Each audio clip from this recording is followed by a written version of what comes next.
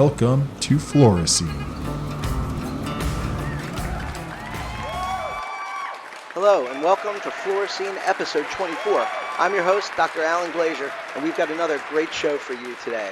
Please support our channel by hitting that red subscribe button down there, just below there. If you want show notifications, you can click that little bell too.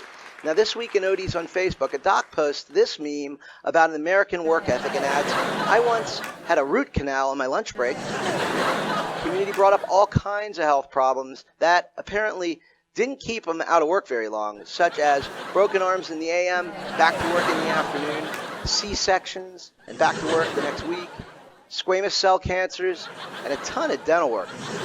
Some of you rushing back to work before anesthesia even wore off. You guys are knucking futs. Me? I got a bullet-like work ethic. I work as if I've just been fired. You should try it. A doc posts about a new 55-year-old patient who asked to have a punctal plug removed that their last bad doctor put in and proceeded to tell the doc, oh, by the way, most of the time I'm blind in my left eye. Unless I poke my lids with my fingers, then I see fine. Please remove my punctal plug so I can be happy and then I can sue my bad doctor. Yep. Well, the tech checks everything, right eye, and seems normal, left eye, counting fingers, IOP 28. The doc walks in, doesn't see a punctal plug, but guess what? There's a contact lens in there. Of course, no history of contact lens wear mentioned, and the patient says they haven't worn contacts in 2 years. Turns out the vision improvement from poking was her moving the contacts out of the way. A big thank you and a $37 check from a vision plan, and the patient was on their way happy as a bird. The doc adds, optometric patients have a special kind of mental illness. This reminds me of the optometrist who, at the end of the exam, told a patient, your results are in. The patient asked, can I see them? And the doc said, well, probably not. Anyhow, we've got a great show for you today. We welcome the illustrious Dr. Murray Fingeret, a distinguished professor at SUNY Optometry, founding member and past president of the Optometric Glaucoma Society, and a 2019 inductee into the National Optometry Hall of Fame. We share compelling clinical images of the week with a QR code that you can scan to go straight to the thread and comment and share your expertise. We welcome back Dr. David Kading and Dr. Mile Brujic for another episode of Clinical Insights from Optometric Insights, and share this week's eye care research news and more. Hey, don't forget to subscribe to the channel again, and then sit back, pour yourself something except Fluorescene on your new white summer pants, and enjoy this week's Fluorescene Show.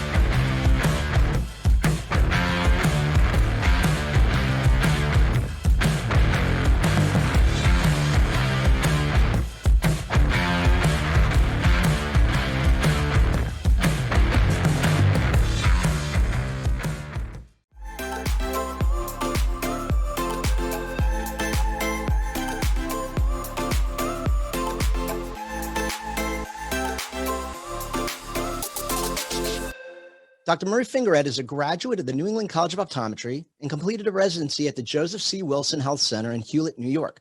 Dr. Fingeret recently retired from the VA after a 40-plus year career and continues as a clinical professor at SUNY Optometry. He's a fellow of the American Academy of Optometry, a member of the American Glaucoma Society, the AOA, and the National Academies of Practice. Dr. Fingeret is a founding member and past president of the Optometric Glaucoma Society and is the recipient of the 2013 Vincent Ellerbrock Clinician Educator Award from the Academy of Optometry, the 2008 Distinguished Award presented by the Optometric Glaucoma Society, the 2005 Carol C. Koch Memorial Medal from the Academy of Optometry, the 99 AMSIS Federal Service Optometrist of the Year Award, and an Otsuka Glaucoma Educators Award from the Academy. He holds the rare honor of being a fellow of the National Academies of Practice. In 2019, Dr. Fingeret was inducted into the National Optometry Hall of Fame. Wow, that is some resume. Thank you for being here today. Welcome, Murray. Alan, it's great to be here with you. You know, it is a pleasure, and it's nice to see your smiling face right there. You don't say that when we're together in person, though. That's nice. I know you're on the show and everything. You don't have to be nice to me now, like you're not usually. I'm just kidding. But I want to let our viewers know that Murray is really, truly one of my favorite people anywhere, not just optometry. You know, if he was your professor, you know he's tough but fair, and those are the best professors to have. I never really appreciated my tough professors until I got out of optometry school and realized how much better of a clinician I was because I was pushed. And now, Murray, your teaching style and teaching philosophy, how do you describe it? How did it evolve, and who influenced it? Well, probably my biggest clinical influence was from when I did a residency in Rochester, New York, many years ago, and that was with Lou Catania.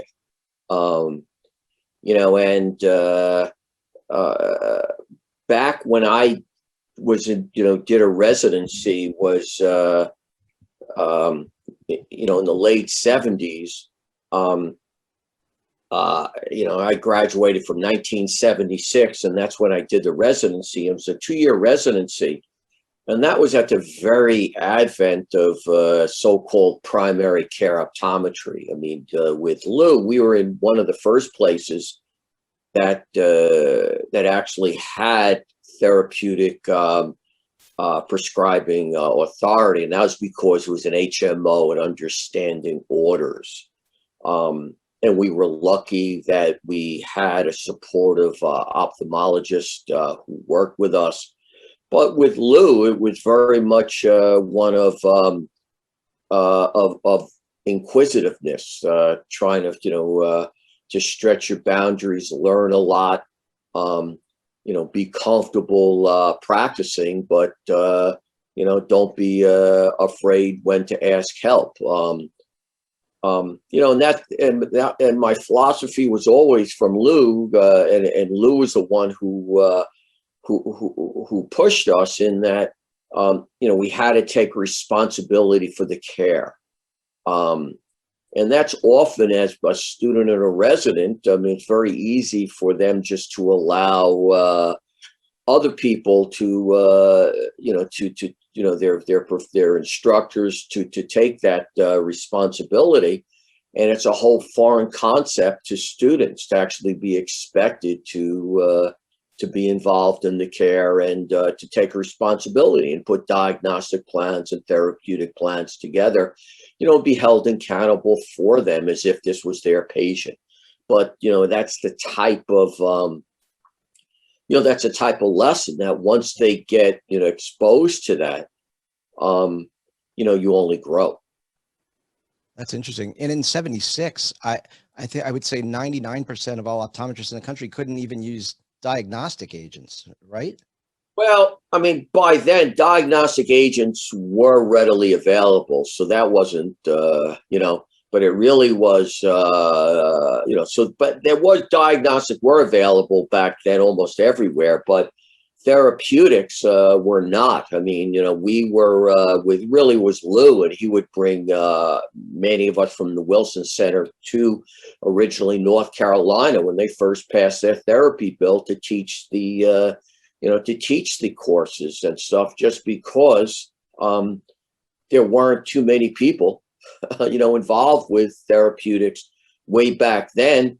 And on the ophthalmology side, there were very few ophthalmologists on a national basis due to the political climate that would get involved. So, I mean, Lou would schlep down there quite a bit and at times bring us. Yeah, that's changed. We got DPAs in the 80s in Maryland. So that's what I match everything to, but that's good to hear. Now, what point in the process did you choose glaucoma as your area of focus? Well, I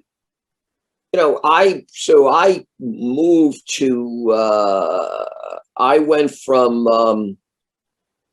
the Wilson Health Center into the Veterans Administration in 1980, and I entered the VA in Birmingham, Alabama, and I was in Birmingham for almost 4 years.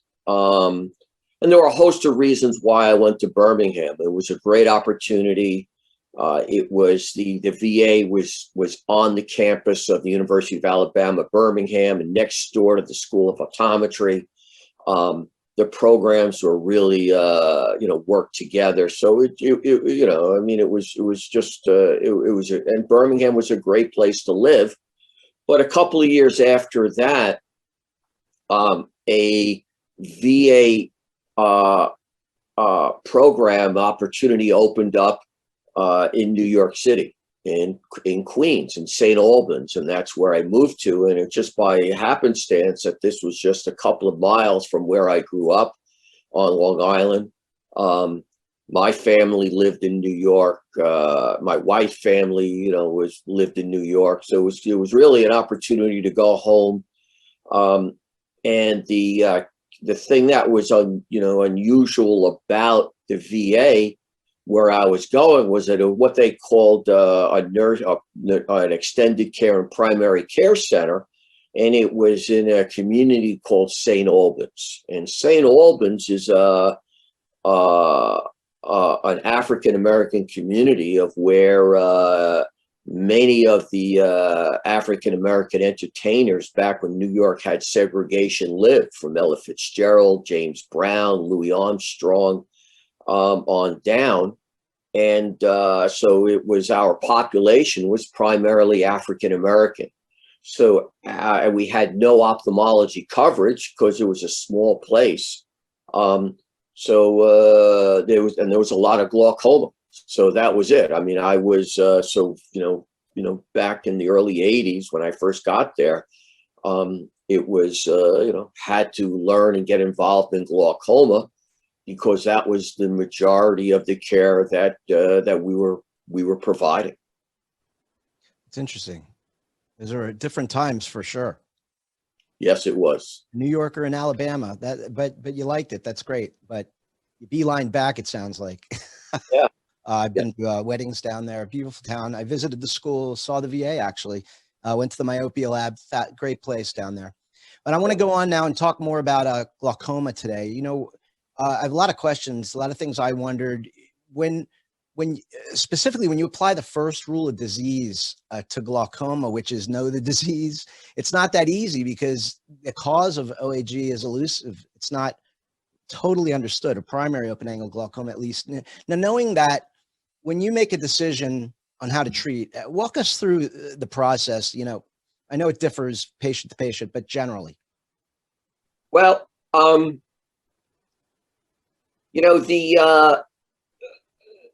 the idea that glaucoma is related to elevated IOP is a misnomer, because we know that much of glaucoma, the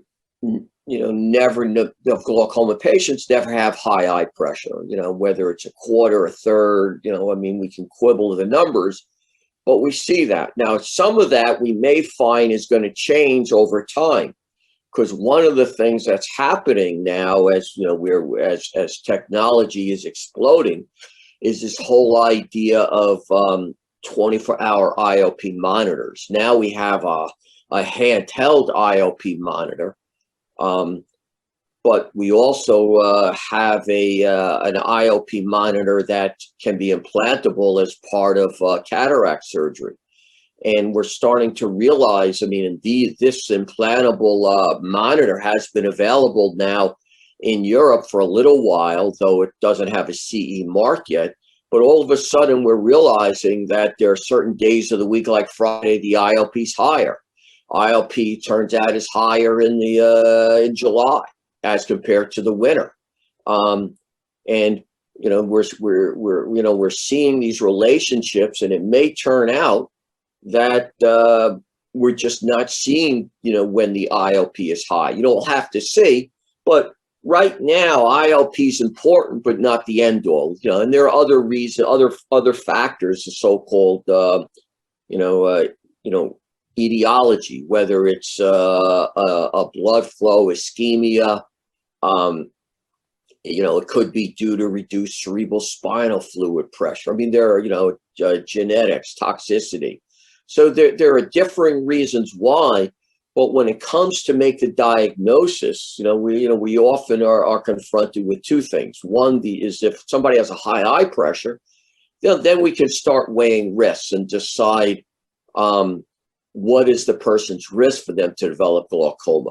But on the other side, if somebody has glaucoma, it's in large part based upon looking and examining the optic nerve and being and recognizing the signs of glaucoma, within the nerve.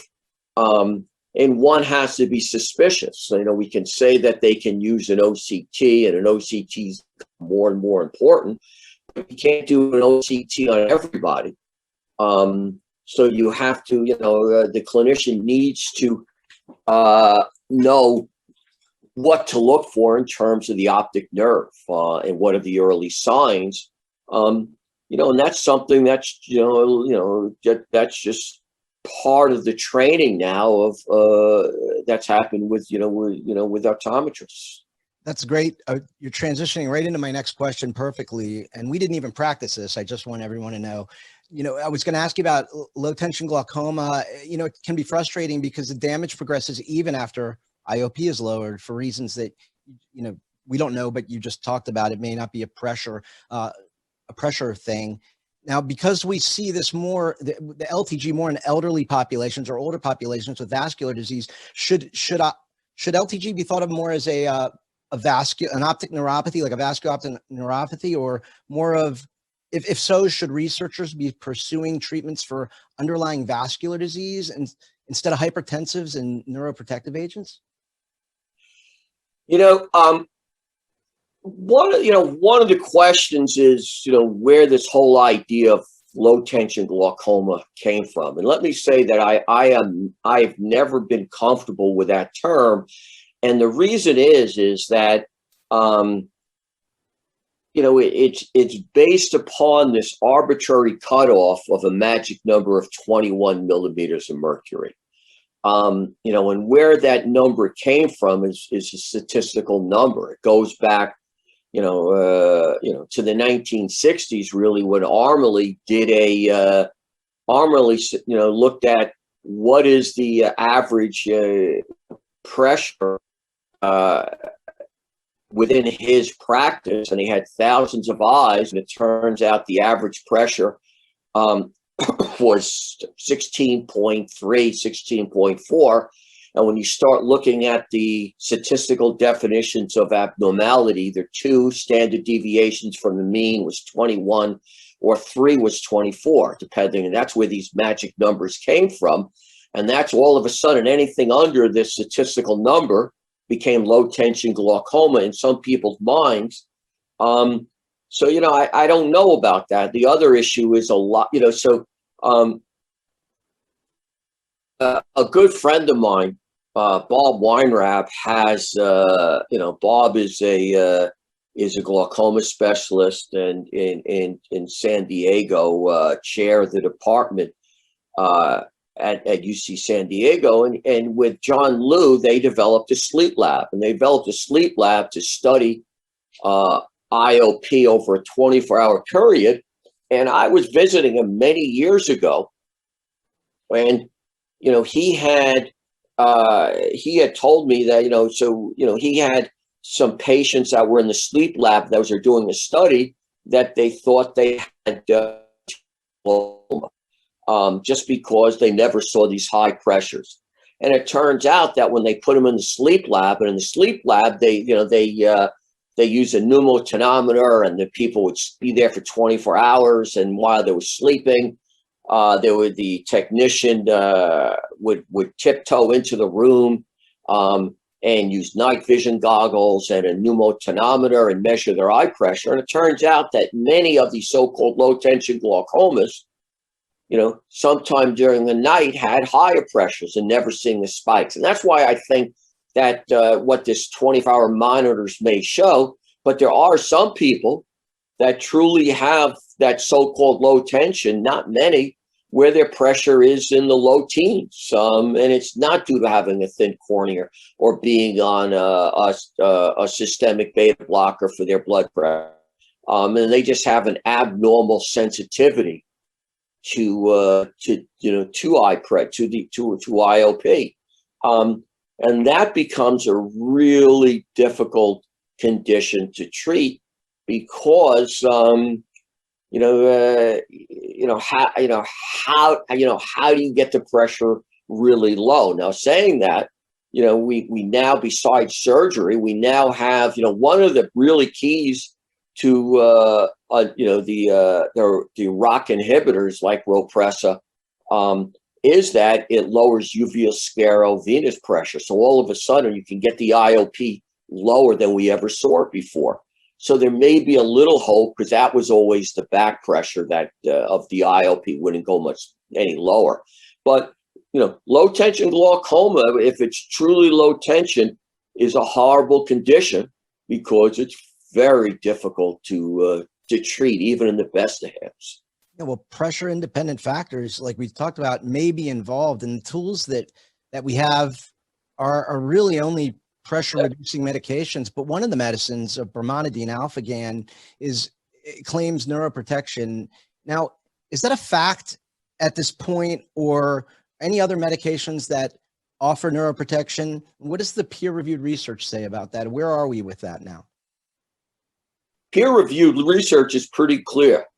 There are no neuroprotective agents, including brimonidine. I mean, brimonidine was found to have neuroprotective properties in animal models, but has never borne itself out with in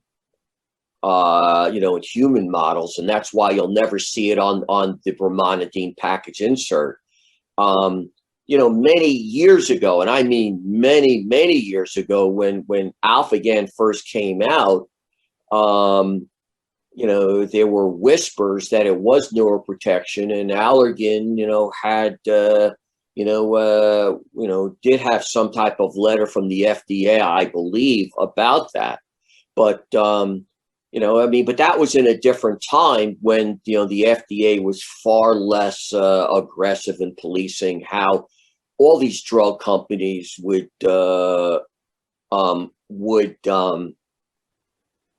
market their drugs. I mean, suffice to say that there really is no neuroprotective drug. Now, Allergan, to their credit, years ago spent 50 million, 60 million on a drug, Memetine, with the idea of for glaucoma for neuroprotection, and it after a couple of years, it never found its way.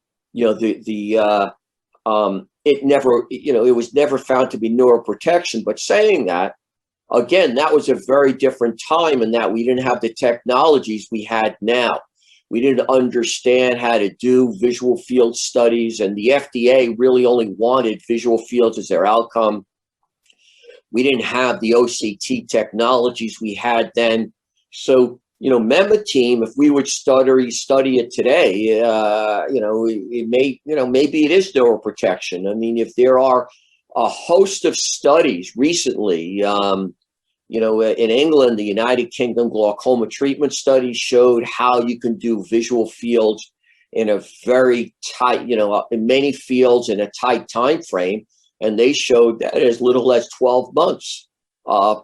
You can see glaucoma change. The University of California, San Diego group, just recently, and recently I mean this week, had a paper that was similar visual fields and showed that if you do an increased number of visual fields over 18-month, 12-month period, you can start to see change. So, it may turn out that, if we go back and look at some of these medications, and it may be brimonidine, because many of the scientists, Bill Hare was an OD PhD who worked at Allergan back then. And Bill was adamant that brimonidine was an excellent neuroprotective drug, because he was doing the animal models, but never was able to find that work. We never found it in humans. So, maybe it will turn out to be, but right now that was a long-winded answer to say that in humans, we don't quite have the answers yet, but, that's not to say that, that may not change in the not too distant future. Yeah. So low tension glaucoma likely has nothing to do with the tension or glaucoma. It's misnamed. If you could rename it, what would you think would be an appropriate moniker? Well, if IOP is not involved, then it would be pressure independent glaucoma. Ooh, I like that. PIG. Yeah, that's it. those type of cases are very, very rare. Right. I mean, most of the cases of low tension, what people have labeled low tension glaucoma, are actually primary open angle regular glaucoma, and the person made the diagnosis on 1 or 2 pressure readings, and that's it. And it's amazing to me over the years how often I thought people had low tension glaucoma, and yet 2 years out they come back in, and after we've seen them, we now have 5, 6, 7 visits, 8 visits, and all of a sudden their pressure's 25. And it was 13 for the previous 5. And it's just a question of when you have enough data points, you start to see things. Are you going to be pissed that with everything that you accomplish in optometry, that your legacy is naming a pressure independent glaucoma PIG? Well,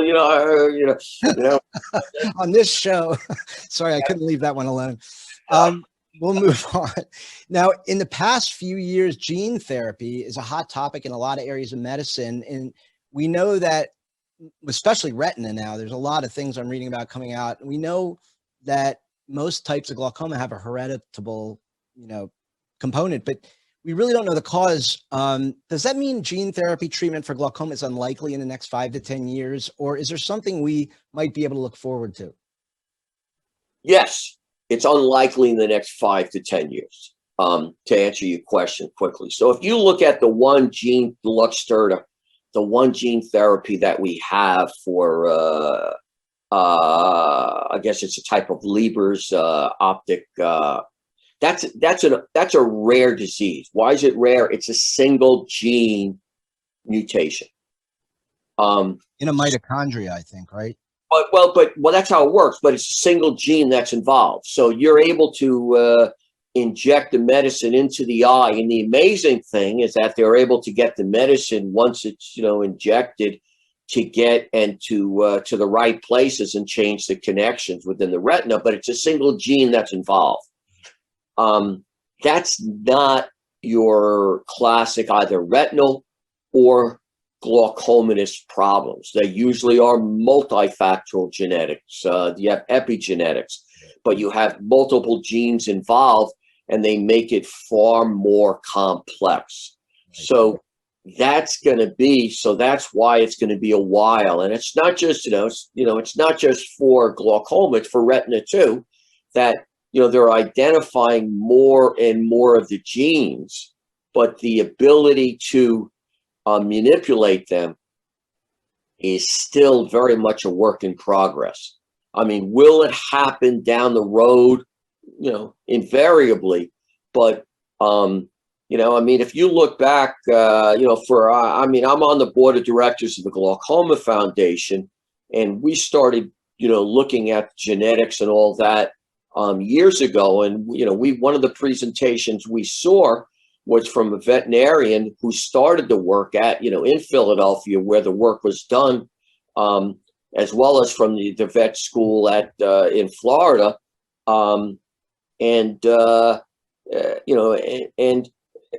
it took them from the animal model to finally getting to humans, 15 years. I mean, it wasn't something that was done in a year or 2 years.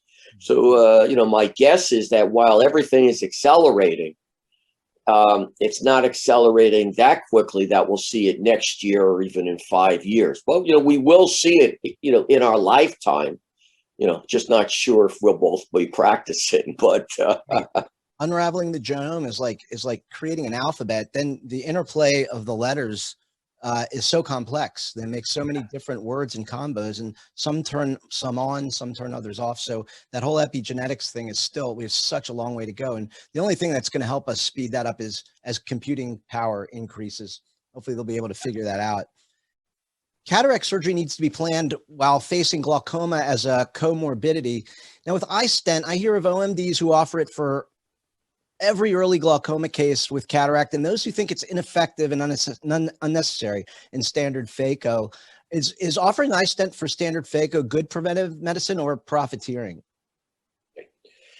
It's an interesting question. I think, the original work on iStent was based upon a single stent into the eye, because that's how it was initially approved in the United States. And, often, you didn't get much more than a point or two of reduction. And people would argue and say that you can see that much just by having a phaco cataract surgery done. Now the iStents have evolved. You have, the iStent inject, two stents put in. You have the Hydrus, a far wider, longer range, and you get, greater IOP reduction. So, so in my mind, if somebody has glaucoma, diagnosed glaucoma, and they are at the time to have cataract surgery, to me, it's just good care to have, the modern day stent put in.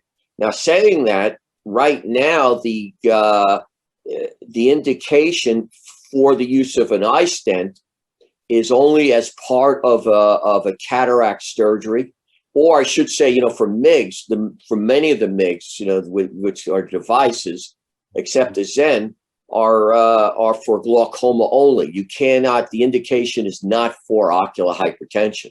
But yeah, for me, if somebody has glaucoma and requires cataract surgery, it makes sense. All right, great. Let's go around. Let's move over to talking about and give a plug to the Optometric Glaucoma Society. Tell us a little bit, an elevator pitch about what the organization does, and how can our viewers use it to boost their clinical knowledge and expertise and bring value to the organization? Well, more than 20 years ago, I was approached by that same individual I had mentioned, Bob Weinreb. And Bob was one of the three founders of the World Glaucoma Association. And and he had come to me and said, does optometry have a glaucoma society? That they are forming a group that would be the umbrella organization for the world's glaucoma society. So, and optometry did not. And there were, and optometry really didn't have any learned societies, 20 plus years ago.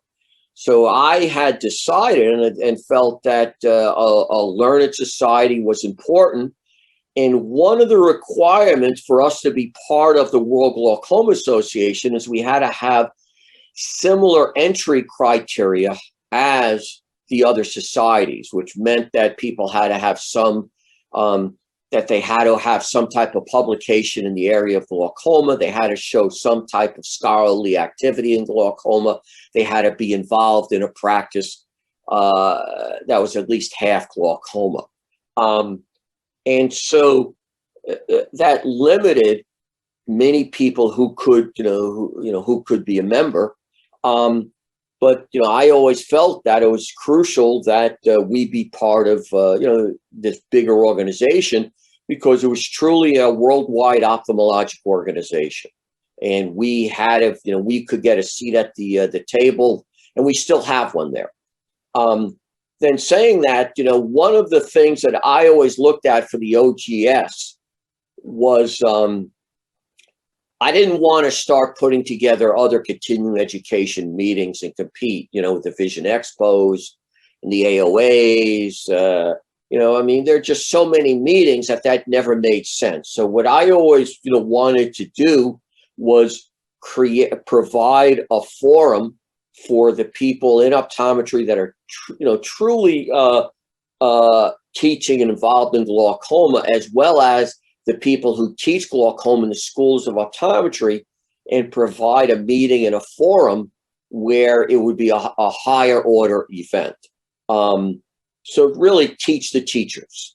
And over the years, what we have done is brought in, every major, the glaucoma scholars, the people who have written the papers, the people involved in the research, so that instead of hearing a speaker say, paraphrase somebody else's work, we have the people who did the work, and they're right there. For an optometry organization and event, that's unusual. You don't usually see that.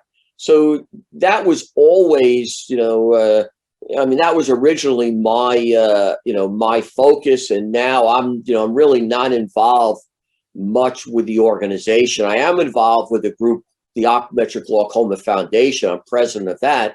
That's the foundation arm of that. And that we hold events that are, for like an event for the people who teach in schools. But the OGS is still meant to provide a meeting and a forum to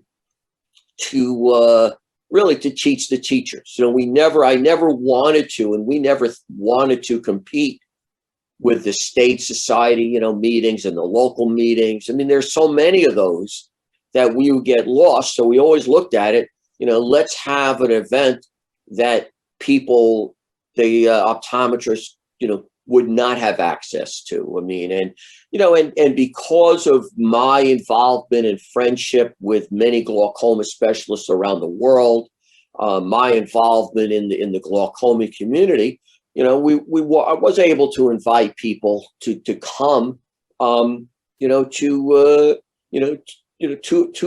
our meetings, and and it became a role model for what societies in optometry can do. Excellent. That's fantastic. Good stuff there.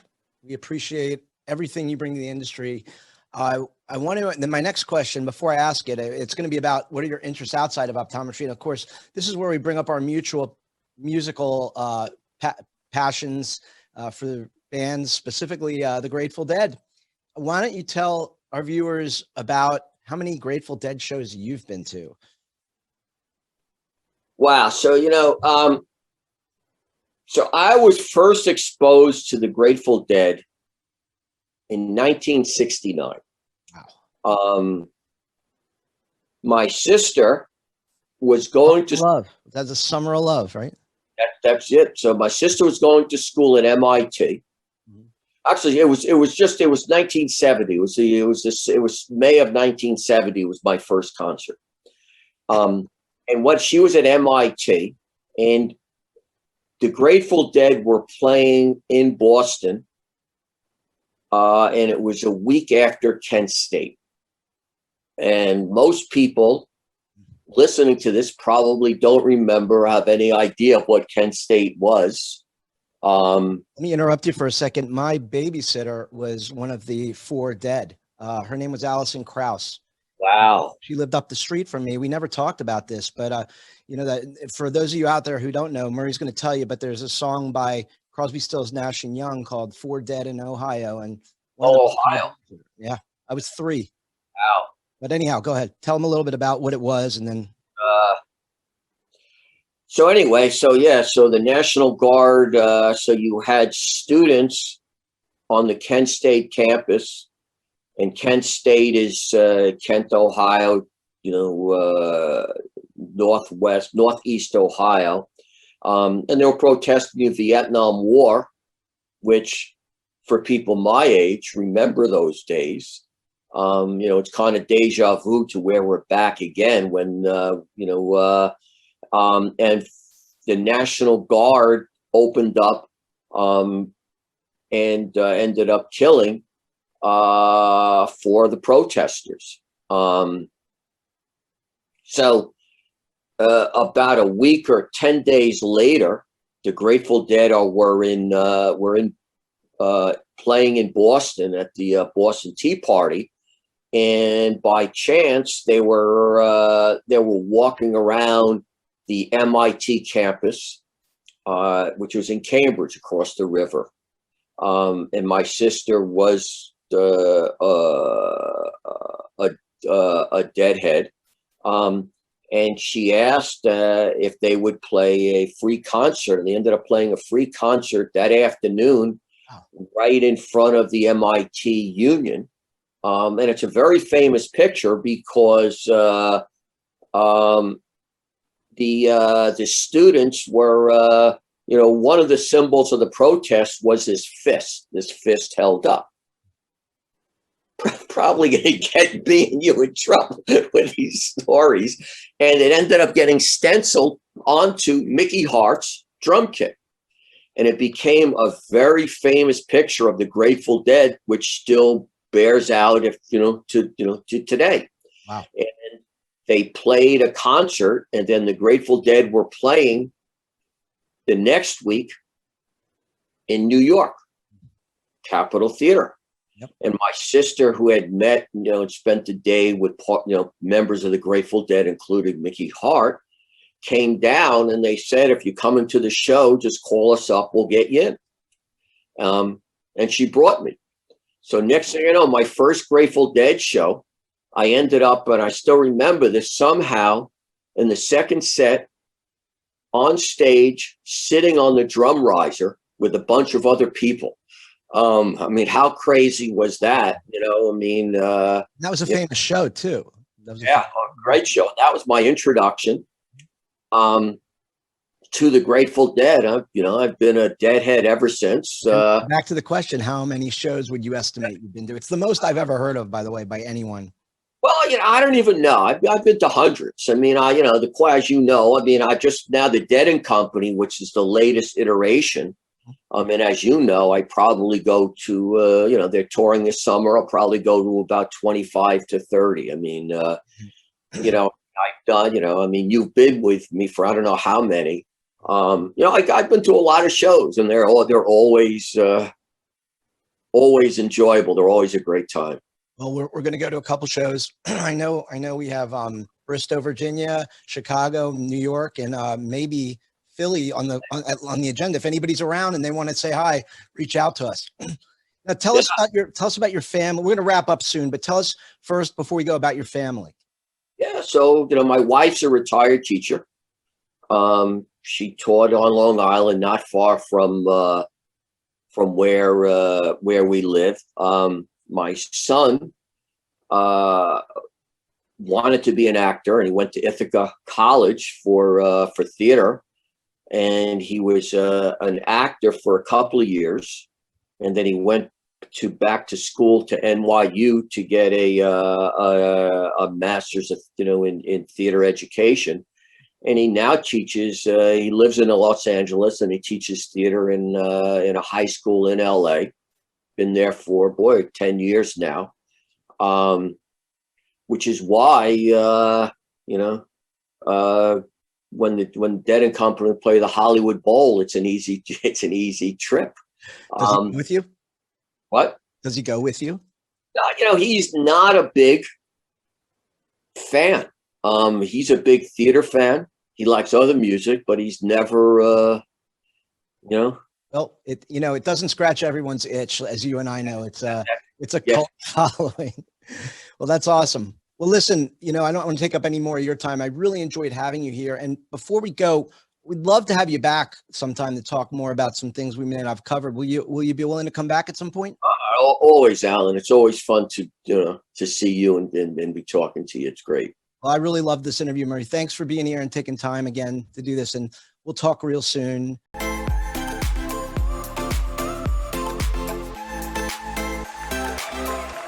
Hello, I'm Dr. Alan Glazier. I'm here with this week's Eye and Vision Care Research News. In diabetes news, the Singapore National Eye Center assessed the risk of cataract surgery in patients with type 2 diabetes mellitus. In a population-based group, researchers surveyed a total of 1,734 eyes from 972 people with diabetes, evaluating the links between cataracts and the likelihood of diabetic retinopathy. This retrospective cohort study shows that the performance of previous cataract surgery was linked to a higher risk of developing diabetic retinopathy in people with diabetes. However, further confirmation is needed to prove this association. In therapeutic eye drop news, Santen announced that the US FDA has approved Verkazia cyclosporine ophthalmic emulsion 0.1% eye drops to treat vernal keratoconjunctivitis. According to the company, Verkazia is a prescription-only, oil and water cationic emulsion that supplies better ocular bioavailability of cyclosporine. Cyclosporine is proven effective in managing VKC. Verkazia prevents T-cell activation and decreases immune cells and mediators that lead to chronic, severe, and potentially debilitating allergic inflammation of the ocular surface associated with VKC. In trials, Verkazia showed improvements in inflammation of the cornea, the keratitis score, and ocular itching in both studies, the company reported. In retinal news, data presented as a late-breaking poster at the 2021 American Diabetes Association virtual meeting, researchers assessed the link between the use of sodium glucose cotransporter 2, or SGLT2 inhibitors, and retinal vein occlusion. In the study, the researchers used data from the National Health Insurance Service in South Korea between 2014 and 2017. In a matched cohort study, they found that SGLT2 inhibitors were associated with a significantly increased risk of RVO. The authors wrote, "The elderly and patients with chronic kidney disease were at higher risk for RVO." In retinal gene therapy news, RGX-314 uses an adeno-associated viral B vector to deliver a gene encoding for a therapeutic anti-VEGF Fab protein and is designed to produce continuous anti-VEGF therapy. A total of 42 patients have been enrolled in the RGX-314 study with up to 3 years of follow-up. The drug continues to be well tolerated with stable to improved vision and has resulted in clinically meaningful decreases as anti-VEGF injections. Changes in best-corrected VA showed improved vision over 2 years in certain patient groups. Certain groups had a significant reduction in the need for rescue therapy over the 2 years, and for others, vision was stable or improved, and the patients needed fewer rescue injections over a period of 1.5 years. Thus far, investigators have reported no new drug-related ocular adverse events. In retinal news, evaluation of real-world outcomes of anti-VEGF therapy in the primary treatment of choroidal neovascularization secondary to pathological myopia were studied. Myopic CNV requires less frequent anti-VEGF intravitreal therapy over a shorter follow-up period than both neovascular age-related macular degeneration and diabetic macular edema. Increased frequency of administration of intravitreal anti-VEGF treatment did not improve vision. Younger age is associated with a better final visual outcome. These findings may help to advise patients about the prognosis of treatment and help guide treatment decisions. In more retinal news, researchers from the Universidad Complutense de Madrid are focusing attention on the roughness of the 10 retinal layers as a marker for risk of developing Alzheimer's disease. In a study published in Scientific Reports, researchers developed computer programs allowing them to separate each layer of the retina. Following the subdivision, the problem which arose was how to distinguish the roughness of one layer from that of the neighboring layers. As each layer is in contact with the others, the wrinkling of one layer is transmitted to the adjacent layers, and their roughness becomes blurred. The solution was to flatten each layer mathematically on each side and study the roughness remaining on the other side, indicates Lucia Yanez, the lead author of the publication. In AMD news, the University of Maryland School of Medicine, go Terps, researchers showed the process which removes the eye's old damaged light sensors is disrupted in macular degeneration. In work published in 2012 in Nature Genetics, researchers also showed that the protein calcium and integrin binding protein 2, CIB2, was needed for vision in a large human family as well as in zebrafish. Researchers show that deficiency of calcium and integrin binding protein 2 in mice leads to age-related pathologies including subretinal pigment epithelium deposits, marked accumulation of drusen markers, APOE, C3, alpha-beta esterified cholesterol, and impaired visual function, which can be rescued using exogenous retinoids. If the photoreceptors are not removed, or if the process is backed up due to slow digestion by the support cells, like in the CIB2 mutant mice, the undigested material builds up over time, which may contribute to blindness. By linking the results of the mouse studies to human disease, researchers say their findings indicate that existing therapies may be effective at treatments for the most common type of age-related macular degeneration. In glaucoma news, a capsanthen ingredient from Unibar Corp called Capsiclear has been found to support the ocular system's ability to regulate intraocular pressure. In a recent animal study, derived from Capsicum annuum, capsanthen is a lipophilic carotenoid. Carotenoids such as lutein and zeaxanthin have long been researched for their eye health benefits, specifically in macula care. In the study, glaucomatous rats were orally administered capsanthen at low, medium, and high doses, pilocarpine 2% eye drops as a standard drug, or placebo for 28 days. Results showed that in rats with elevated IOP, capsanthen administration significantly reduced pressure even at low doses. The results from capsanthen administration found to be comparable to pilocarpine. Now, in more glaucoma news, a sublayer of the iniform plexiform layer holds promise as a potential biomarker in efforts to detect early glaucomatous changes, according to researchers at the Department of Ophthalmology at the New York University Langone Health. Analysis showed a strong correlation with the thickness of sublayer 2 and the mean deviation. The patients with glaucoma had moderate and advanced disease. The thinning of sublayer 2 that was observed was associated with a decrease in the distance between sublayers 2 and 4 in the patients with glaucoma. According to investigators, the IPL sublayer 2 seems to have high potential as a clinical glaucoma biomarker. Future studies of early-stage glaucoma in a larger study is needed. And in myopia news, Australian-based researchers have found that bad sleeping patterns are more common amongst those with myopia compared to people with normal eyesight. The findings show that added interruptions of circadian rhythms and a reduction of melatonin is more frequent for those who are short-sighted. A team of researchers analyzed the melatonin creation process and the circadian timing of a group of participants in their 20s who either have myopia or no eyesight problems at all. They conclude adequate sleep is critical for learning and for the general well-being of children during early development. And that's all for this week's Fluorescene News. Enjoy the rest of today's Fluorescene Show.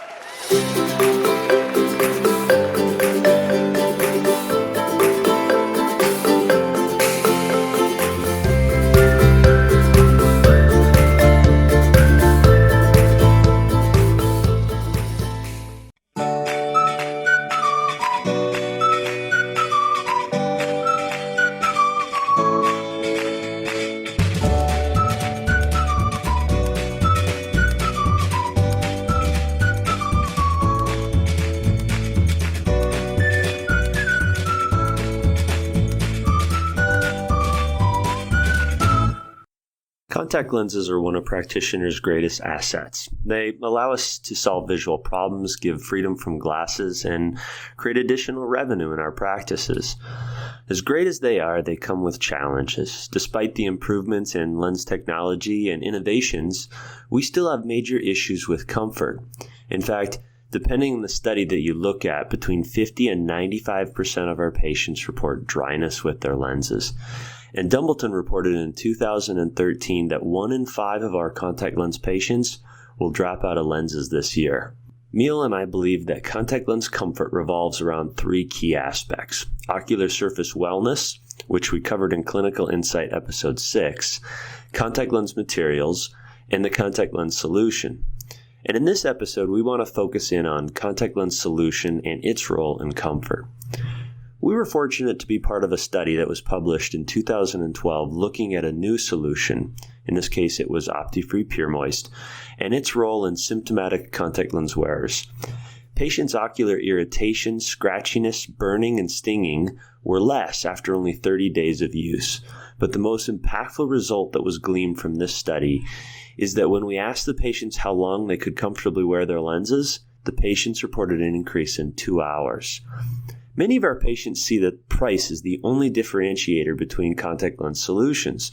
But as eye care practitioners, we know that newer wetting agents and formulations designed for silicone hydrogel lenses is what really separates the new from the old technology. And since 66% of our patients are in silicone-based lenses, our patients need to be in the best solution for their upgraded lenses. One other big discrepancy that exists is between what patients perceive as a recommendation and what eye care providers see as a recommendation. As practitioners ourselves, we certainly know that it's a challenge to add even one more thing to an optometric examination, but giving a 5 to 10 second recommendation to your patients on what lens solution to use, and more importantly, why you want them to use it, can result in the patient being more compliant and bringing about a more comfortable and healthier lens wearing experience. And as our study revealed, it may also increase their comfortable wearing time. Having our patients stay comfortable and happy is one of the best ways that we can enhance their quality of life. And ultimately, that's why we do what we do.